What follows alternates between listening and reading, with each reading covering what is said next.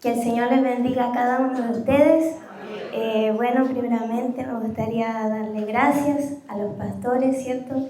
No me acerqué antes a saludarlos porque me gusta respetar, ¿cierto?, el orden del culto, así que aprovecho la oportunidad de saludarles, de darle las gracias. También darle las gracias, ¿cierto?, al jefe de coro, que fue el que me invitó. Yo no soy una predicadora internacional, pero me sentí bien de que me invitaran, ¿cierto?, en esta oportunidad. Me gustaría reflexionar en torno a todo lo que hemos estado cantando. No sé si usted se ha dado cuenta de que cada una de las canciones que han entonado nuestros hermanos tienen algo especial, tienen una letra distinta y cada uno adora, ¿cierto?, de manera distinta también. Y es muy curioso, la palabra que el Señor me ha dado en este día me causó un poco de risa, la verdad. Y los invito a ponerse de pie, como es de costumbre, ¿cierto? Y vamos a buscar la palabra del Señor en Lucas, capítulo 15. Lucas, capítulo 15, versículo 7. Si la han encontrado, me lo confirma con un amén. Amén. Bien, le vamos a dar lectura en el nombre del Padre, del Hijo y del Espíritu Santo. Amén. Yo la voy a leer en la versión traducción al lenguaje actual. Dice así: de la misma manera, hay más alegría allá en el cielo por una de estas personas que se vuelve a Dios que por 99 personas buenas que no necesitan volverse a Él. Amén. Glorifiquemos a nuestro Señor. Gloria a Dios, gloria a Dios, gloria a Dios para siempre. Esta palabra me causó gracia, risa, porque dice: de la misma manera hay más alegría allá en el cielo. Y el Señor me dijo: de la misma manera que hoy se está entonando alabanza con gratitud, con gozo, de esa misma manera hay alegría allá en los cielos cuando un pecador se arrepiente. Amén. Aquí Jesús había contado la parábola de la oveja perdida. Todos conocemos esa parábola, ¿cierto? Para mostrar el inmenso amor de Dios por quienes están lejos de Él y su deseo inagotable, implacable de rescatarlos. El énfasis que Jesús estaba haciendo no estaba en las 99 ovejas, sino que estaba en la oveja que fue hallada, en la alegría que se sentía al encontrar aquella oveja que se había perdido. Y yo me preguntaba cuando meditaba en este versículo, ¿cuál habrá sido la melodía que se oyó en el cielo cuando yo entregué mi vida al Señor? ¿Cuál habrá sido la melodía que se oyó en el cielo cuando usted aceptó a Cristo? Ese día que usted se arrepintió. El cielo no permaneció en silencio. Definitivamente hubo gozo, celebración y alegría delante de Dios. Bueno, para entrar de lleno en la palabra del Señor, quiero primeramente que me disculpen por empezar de esta manera. Voy a empezar con matemáticas. Yo sé que a muchos no les gustan las matemáticas, a mí en particular no me agradan. ¿Alguien me puede decir cuánto tiempo dura aproximadamente una canción?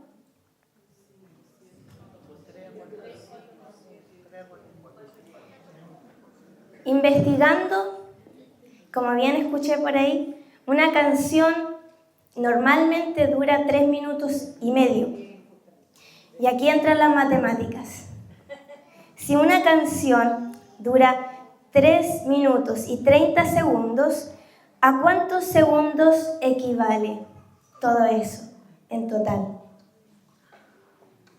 ¿Hay alguien bueno en matemáticas? 210 segundos. Que el Señor bendiga a quien se sabía ese resultado. Y por último, ¿cuánto es 210 por 2? 420. Quiero que usted se clave ese número en su cabeza, que lo repita en silencio. Guarde ese número en su corazón, porque esta noche ese número es mucho más importante de lo que usted pueda entender en este momento. ¿Está listo? Según las estadísticas oficiales de la Organización Mundial de la Salud, cada segundo 2 personas mueren en el planeta Tierra. Así que, haciendo esa estimación, aproximadamente 420 personas habrán muerto en el mundo durante el tiempo que dura una canción de 3 minutos y 30 segundos. Eso fue lo que calculamos. Eso fue por diversas causas, en diversos lugares, de diversas edades, y cabe destacar que de diversos destinos eternos. El cielo, o desgraciadamente, desgarradoramente, el infierno. Y el Señor quiere que usted y yo entendamos algo antes de continuar con esta palabra. Hoy el Señor no nos ha reunido para escuchar un sermón bonito y elocuente. El Señor no está interesado en ofrecerle un espectáculo, ni mucho menos en presentar un mensaje adulterado para acomodarlo a los deseos del hombre o a las mentiras de las tinieblas.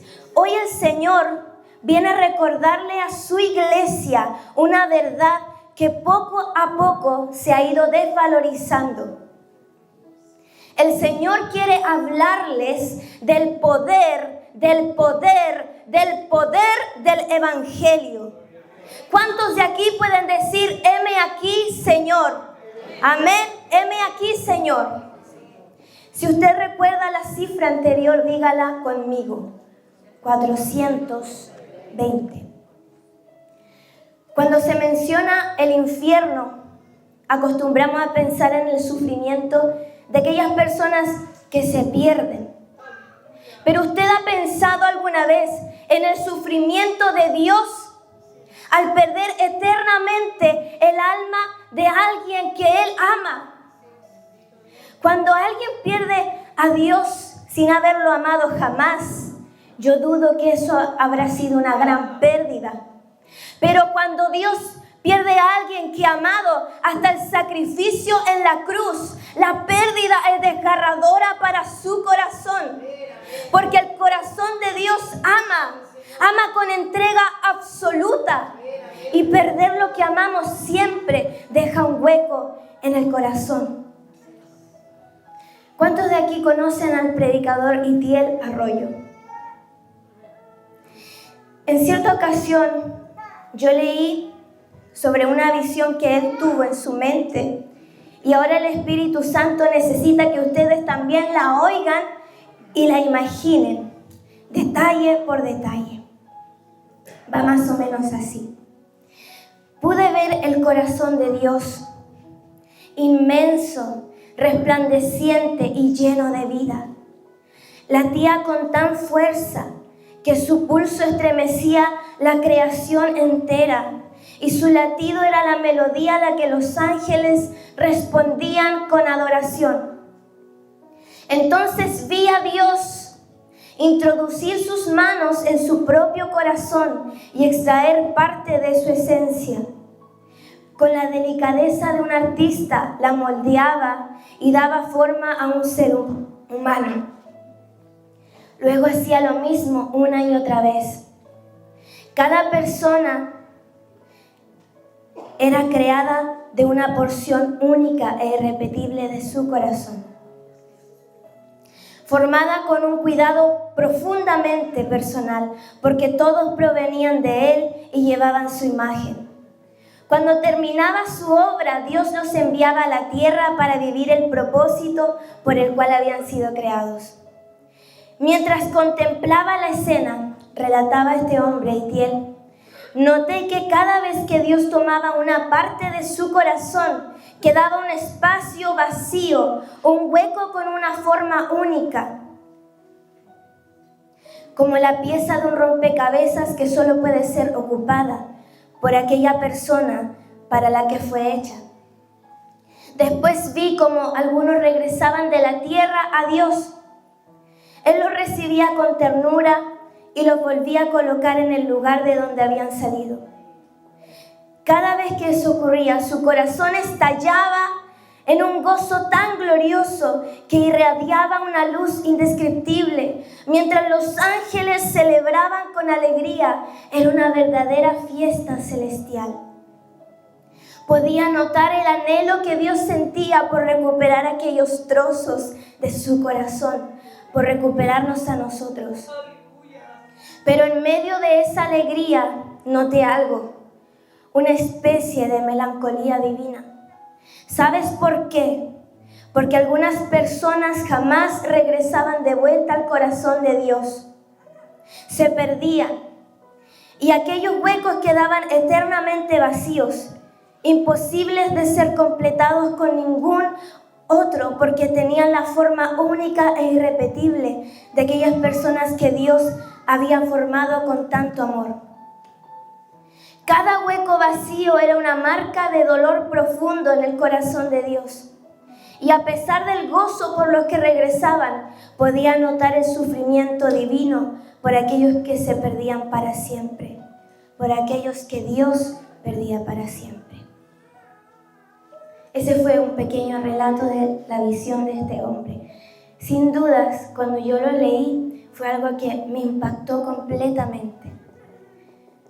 Y va acorde a la palabra que hemos leído, que cuando un alma regresa a Dios, hay gozo en su corazón.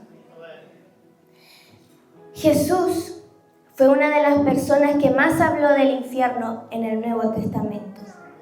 Y para describir esa realidad usó distintas imágenes. Habló de la cárcel, las tinieblas de allá afuera, el lugar donde será el lloro y el crujir de dientes y del gusano que no muere, entre muchas otras más que usted puede pensar.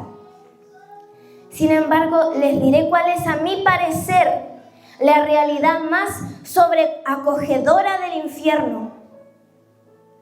Quienes lleguen allí pasarán toda la eternidad sin volver a tener la oportunidad de contemplar el rostro más hermoso que existe, el rostro de Dios, tal como lo declara 2 de Tesalonicenses, capítulo 1, versículo 9, los cuales sufrirán pena de eterna perdición, excluidos de la presencia del Señor y de la gloria de su poder. El infierno, y discúlpeme si le incomodo por hablar tanto del infierno, es tan real como el dolor de Dios que Él siente en su corazón por cada persona que se pierde para siempre. Creo que si como iglesia entendemos que el infierno representa dolor para el corazón de Dios, por amor a Él haríamos lo posible para que nadie se pierda, porque ese es el sentir de nuestro Padre.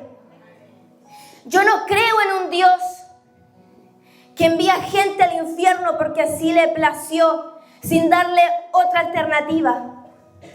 Yo creo en un Dios que agotó hasta el último recurso de su amor antes de permitir que el hombre coseche el rechazo. Un Dios que advirtió, que llamó, que esperó, que perdonó y tuvo misericordia una y otra vez, y finalmente entregó a su propio Hijo para abrir un camino de salvación. La voluntad del Padre nunca ha sido llenar el infierno. La cruz es la expresión de un Dios desesperado por rescatar Amén.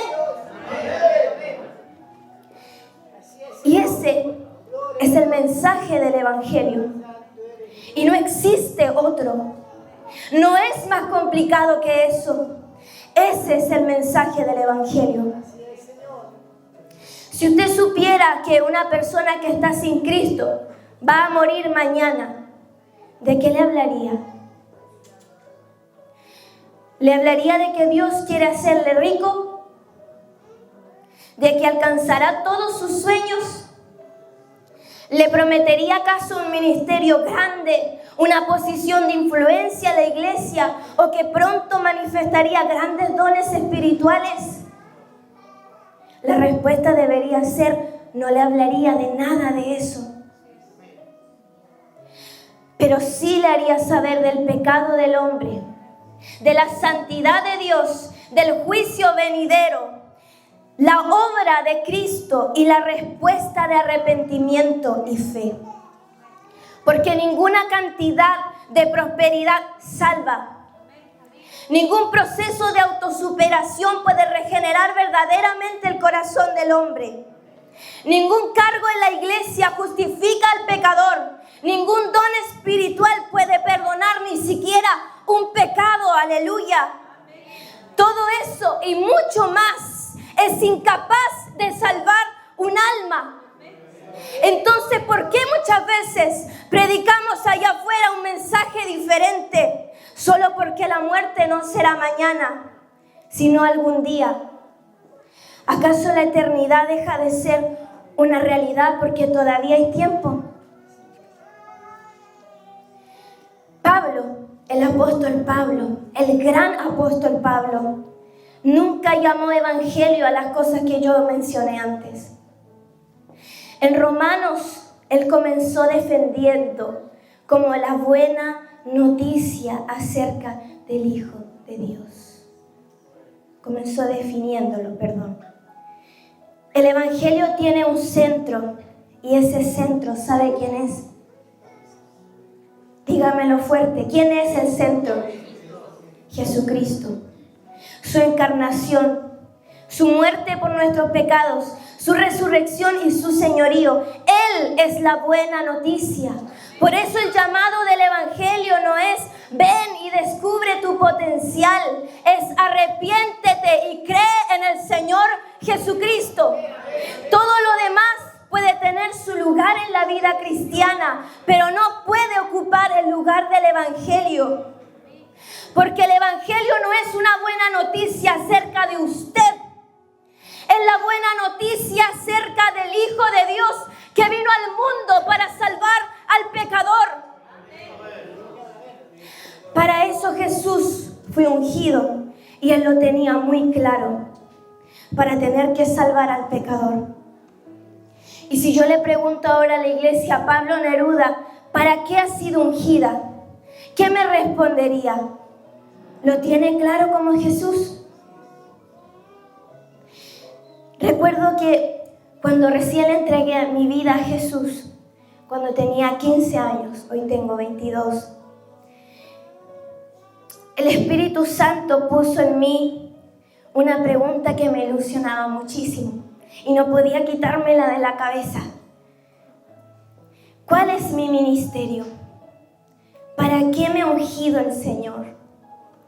Yo pensaba en la predicación, quizás en la alabanza, tal vez en servir a alguien que lo necesita. Y en mis pensamientos más atrevidos, hasta incluso soñaba con ser misionera. Y apenas estaba comenzando a descubrir quién era en Cristo.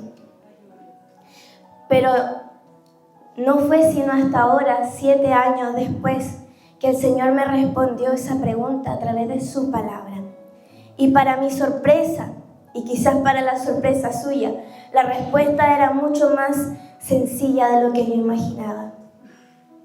La palabra dice, y todo esto procede de Dios, quien nos reconcilió consigo mismo por medio de Cristo. Y escuche bien, y nos dio el ministerio de la reconciliación. A saber, que Dios estaba en Cristo reconciliando al mundo consigo mismo, no tomando en cuenta a los hombres sus transgresiones, y nos ha encomendado a nosotros la palabra de la reconciliación. Todo ese tiempo yo me estaba haciendo una muy buena pregunta, pero estaba buscando la respuesta desde un enfoque equivocado. Y quiero que entienda esto bien. Quizás un día Dios le use como pastor, gloria a Dios, tal vez como esposa de pastor, como salmista, como profeta, como misionero barriendo la iglesia, como le plazca al Señor. Todo lo que hacemos en el reino debe conducir a un mismo fin: que las personas sean reconciliadas con Dios por medio de Jesucristo. El Señor le dice a los pastores, a los diáconos, al coro, a la institución de jóvenes, a las Dorcas, a cada hijo de Dios que está aquí esta noche en Pablo Neruda: agárrese de su ministerio. Mire que si la iglesia no se agarra de las almas, ¿sabe quién lo va a hacer? ¿Sabe quién lo va a hacer? Lo va a hacer el diablo, lo va a hacer el mundo. No deje que el pecado, que el mundo, que Satanás le arrebate más jóvenes a esta casa, porque esta casa podría estar llena de jóvenes, esta casa podría estar llena de instrumentos, pero si la iglesia no arrebata las almas, si no arrebata las almas, usted puede ver la televisión, todo lo que ya está pasando. Y quizás puede que a usted le surja la siguiente pregunta: ¿por qué esta niña habla como si fuera trabajo de todos salvar las almas? Y yo entiendo que usted pueda estarse preguntando eso, porque muchas veces vivimos como si esa responsabilidad le perteneciera solamente a los pastores, a los evangelistas, a los misioneros, pero Jesús nunca limitó su llamado a un grupo de personas. Cuando pronunció la gran comisión, habló a todos sus discípulos. Usted es un discípulo de Cristo. Cada creyente es un embajador de Cristo. Cada creyente lleva el ministerio de la reconciliación. Cada creyente fue enviado. Y usted no tiene que irse a la China para ser enviado. Usted es enviado en el trabajo. Usted es enviado en su hogar. Usted es enviado en su universidad. Tenga 15, tenga 20, tenga 40. Ese es su ministerio, el de la reconciliación. Por eso estoy convencida, por la palabra de Dios, de que el Espíritu Santo no le ungió solamente para levantar las manos durante la adoración, para emocionarse en un culto o para escuchar una buena predicación para después regresar tranquilamente a su casa. No. El verdadero avivamiento en una iglesia no termina cuando Dios entrega dones espirituales, cuando la iglesia se llena de profecía, de ciencia, de lenguas angélicas. No. El avivamiento cumple su propósito cuando las almas son transformadas por el poder del evangelio. Y cuando uno comprende la urgencia y la gravedad de ese llamado, deja de esconderse detrás del miedo y de las excusas baratas. Comienza a ignorar esa voz que le dice: ¿y si me rechazan? ¿Y si creen que estoy loco? ¿Y si dicen que soy demasiado cerrado de mente? Un evangelista y misionero llamado Reinhard Bonnke hizo la siguiente ilustración y quiero que usted la escuche con atención. Él escribió: imagina que esta noche vas conduciendo por una carretera de montaña y más adelante un puente se ha derrumbado, pero tú logras detenerte a tiempo. Sales del automóvil y comienzas a hacer señas desesperadamente a los vehículos que vienen detrás. Algunos pensarán que estás loco. Otros se enojarán porque los obligaste a frenar. Otros quizás hasta te insulten, pero tú seguirás haciendo señas. ¿Por qué? Porque tú ya viste lo que ellos todavía no pueden ver. No buscas caerle bien, decía este misionero. Buscas salvarles la vida. Y yo quisiera terminar esta breve palabra con una última reflexión. A veces pensamos que el Evangelio es el primer paso en la vida cristiana, como si fuera la puerta de entrada y después hubiera cosas más profundas, pero no. El Evangelio no es el comienzo, es el centro, es el centro. Nunca necesitaremos dejar de escuchar que éramos pecadores y que Cristo nos amó. Nunca dejaremos de maravillarnos porque el Hijo de Dios cargó con nuestra culpa para reconciliarnos con Dios, el Padre. Nunca dejaremos de asombrarnos de que el cielo entero celebre cuando un solo pecador vuelve a casa. Ese sigue siendo el mensaje más poderoso que existe. No hay filosofía que transforme un corazón como lo hace el Evangelio. No hay un discurso que rompa cadenas del pecado como lo hace el Evangelio. Y no hay esperanza para este mundo fuera de Jesucristo. Que cuando esta iglesia, Pablo Neruda, sea conocida, que no sea solamente porque canta bien, porque predican bien, porque tienen buenas actividades, que se le reconozca, porque aquí todavía se anuncia con poder que Jesucristo vino al mundo para salvar a los pecadores. Por eso quiero concluir leyendo las mismas palabras con las que Jesús presentó su ministerio al mundo, porque ellas siguen describiendo el corazón de Dios, siguen describiendo el Evangelio y siguen describiendo, escuche bien, la misión de la iglesia. El Espíritu del Señor está sobre mí, por cuanto me ha ungido para dar buenas noticias a los pobres. Me ha enviado a sanar al quebrantado de corazón, a pregonar libertad al cautivo, dar vista al ciego, a poner en libertad al oprimido y a predicar el año agradable del Señor. Esa es la palabra de Dios. Ese es el poder del Evangelio, poder para transformar la mente, el corazón del hombre. Ese es el poder, aleluya, que Cristo nos ha dado a través de su Espíritu Santo. Si usted habla en lengua, si usted profetiza, si usted es diácono, si usted es pastor, si usted barre la iglesia, hágalo para reconciliar al mundo con Dios. Hágalo para reconciliar al mundo con Dios. Porque Él, Jesús, es la respuesta que buscan. Porque Jesús es la cura que este mundo busca. Y esa cura la ha recibido usted.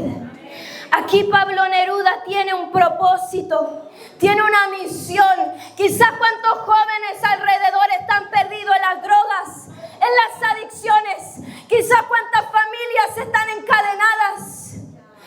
Pero he aquí el Señor ha puesto una iglesia. Pero he aquí el Señor ha puesto una iglesia. Y el Señor pide que esas puertas siempre estén abiertas para el alma que le necesita. Para el alma, para el que fue hecho el Evangelio. Quiero pedirles que se pongan de pie.